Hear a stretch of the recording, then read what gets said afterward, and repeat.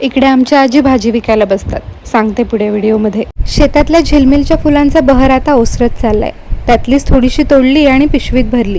ही फुलं, थोडेसे टोमॅटो आणि घरच्या नारळाचा पाडा पाडल्यावर सोललेले नारळ इकडे घेऊन आलो आमच्या आजींकडे. या आहेत माझ्या सासूआईंच्या आई, अरुची पणजी आजी. गावठी मेथीची भाजी विकतात आजी. सध्या केळी पण आहेत विकायला. आजींनी आमच्यासाठी काजू घेऊन ठेवले होते.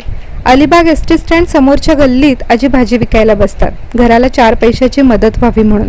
आम्ही सांगून थकलो पण आमचं ऐकत नाहीत.